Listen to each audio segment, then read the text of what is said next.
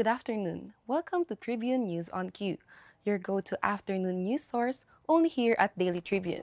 We're live on Daily Tribune's Facebook page, Daily Tribune PH on YouTube, and Daily Tribune Official on TikTok. For today's headlines, Pampanga Governor Lilia Pineda appealed to President Marcos for urgent intervention as 314 barangays remain flooded and more than 1 million residents were affected, with over 3,000 families still in evacuation centers. Former OVP Special Disbursing Officer Gina Acosta faced intense questioning over her handling of 500 million confidential funds despite admitting she had no formal training in confidential operations. A tugboat that ran aground in Botolan, Zambales sank while being towed during salvage operations with 10 people rescued. A lawmaker urged PAGCOR to hold online platforms and influencers accountable for gambling ads that violate advertising rules, particularly those lacking required responsible gambling warnings. A Senate committee approved a bill that would effectively postpone the 2nd November 2026 BSKE to 2028 and extend barangay and SK official terms to 5 years, despite COMELEC already spending about 8 billion of its 19.57 billion pesos election budget. The government needs more than 7 billion pesos to reduce non-technical power losses from electricity theft, faulty meters, and collection problems, aiming to stop consumers from shouldering this cost. SB19 is strengthening its foothold in Japan, from performing at Summer Sonic 2026 in Tokyo and Osaka to making its Japanese TV debut and sharing the stage with Kento Nakajima. College of St. Benilde got its revenge against Letran, scoring a victory in the V-League Collegiate Challenge.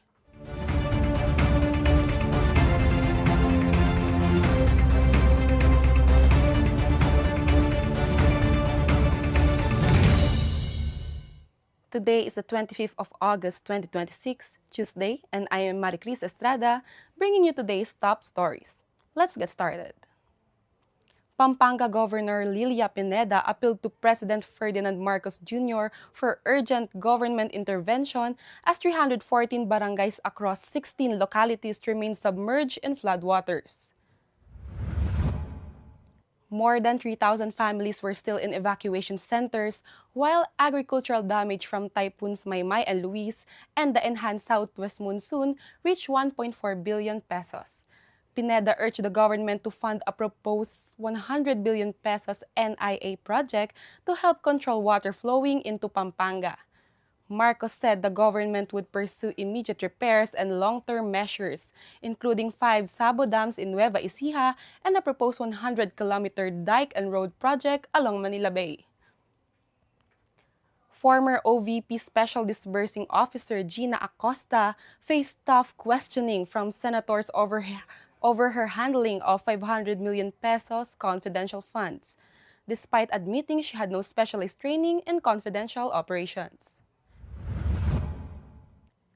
Acosta testified that she personally encashed 125 million checks from December 2022 to July 2023, and on Vice President Sara Duterte's instructions, turned over the money to then OVP Security Officer Colonel Raymond Dante La Chica. She said she did not know the intended recipients and relied on documents La Chica submitted after the funds were used. Senators questioned her judgment, with Senator Raffy Tulfo accusing her of blind loyalty, while Senator Joel Villanueva asked what decisions she made independently. A tugboat that ran aground in Botolan, Zambales on August 15 sank Monday after strong waves caused it to lease while being towed. The MTUG SL Suwal 1 sank at 7:46 a.m. near Barangay Bangan and became fully submerged in waters about 24 meters deep. 10 people jumped overboard as the vessel sank and were rescued and accounted for. The tugboat was carrying around 15,000 liters of diesel, but its fuel tank remained intact. The Philippine Coast Guard deployed shoreline patrols and prepared oil spill response equipment as authorities investigate the accident. Online platforms and social media influencers should be held accountable for violating gambling advertising rules, a lawmaker said Monday. Kamanggagawa Party List Representative Eli San Fernando raised concerns over promotional posts that allegedly omit warning disclaimers and encourage gambling among vulnerable Filipinos.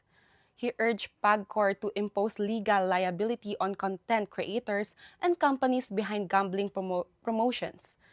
PAGCOR Chief Alejandro Tenco said the agency has begun penalizing violators, citing a 1 million peso fine against a gambling company over a promotion involving Ivana Alawi. Tenco also warned that about half of gambling sites in the Philippines are illegal and overseas-based. A Senate committee advanced a bill seeking to give barangay and sangguniang kabataan officials 5-year terms, despite the COMELEC already spending 8 billion peso for the November 2 elections.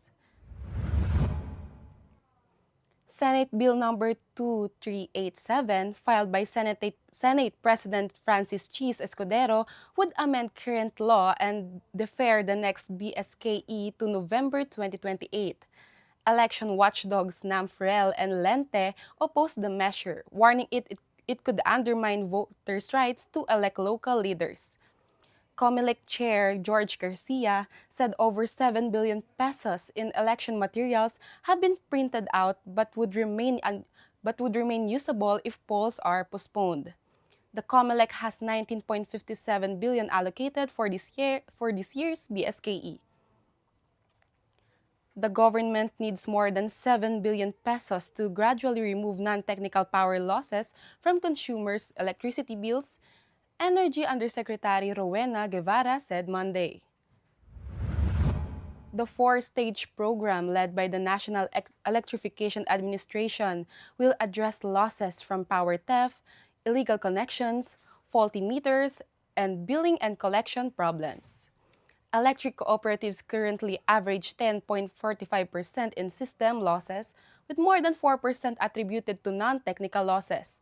Guevara said the program could be implemented within a year through consumer education, tighter collections, meter audits, database cleanup, and regulatory reforms. She stressed that losses beyond the ERC-approved cap cannot be passed on to consumers. Philippine shares traded over the market recess with the benchmark PSEI declining 60.96 points or 0.98% to 6,190.42. The all-shares index also fell 26.83 points or 0.78% to 3,408.06. Services posted the steepest decline at 2.04%, followed by mining and oil at 1.46%. Financials and holding firms at 0.48%, property at 0.41%, and industrial at 0.37%. All sectoral indices were in negative territory.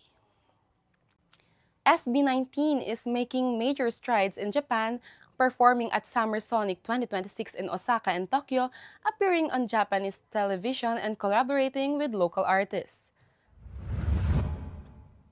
The group's Tokyo set became a highlight when Kento Nakajima joined them for Gento, while their appearance on NTV's Day Day marked another milestone in introducing SB19 to Japanese audiences. With more concerts, media appearances, and collaborations in sight, the group is turning its growing presence in Japan into a springboard for bringing P-pop to an even wider Asian audience.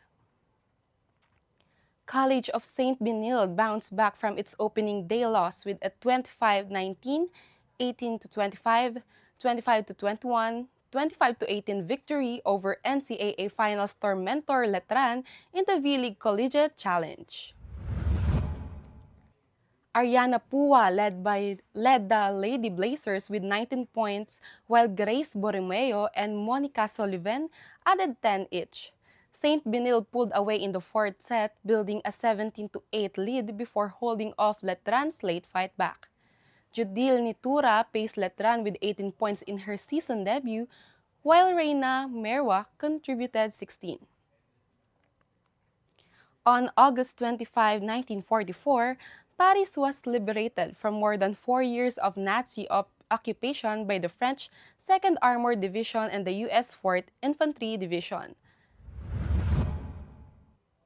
German resistance quickly collapsed as French resistance fighters and Allied troops pushed into the city. German General Dietrich von Cholitz, who had been ordered by Adolf Hitler to destroy Paris before its liberation, refused to carry out the order.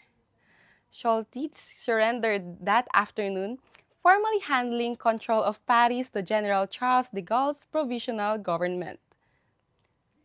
The liberation marked a major symbolic victory for the Allies and the French resistance. The following day, de Gaulle led a triumphant march down the Champs-Élysées, celebrating the return of Paris to French control.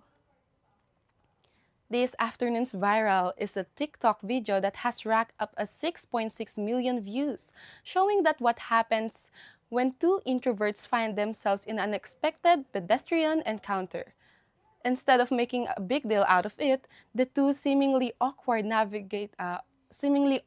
navigate the situation in the most introvert way possible, leaving netizens laughing and relating to the moment. One commenter summed it up perfectly. Dalawang people pleaser sa isang vid, among many other funny reactions. Curious what happened? Let's watch this.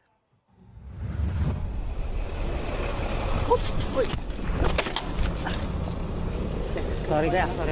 Hindi, kasalanan ko. Pedestrian yan. Sorry boss, di ako Sorry. Okay lang. Sorry ka. Hindi, okay lang. Okay lang. Okay ka lang? Hindi ka, okay lang. Okay lang ako. Hindi, ako okay Ikaw lang. naalala ko eh. Hindi, ako wala. Mali ko. Pedestrian, mabilis ako. Thank you. Thank you. Hago. That's all for now, mga katribu. Join us again at 4:30 p.m. for more updates. This has been Cris Estrada for Tribune News on Q.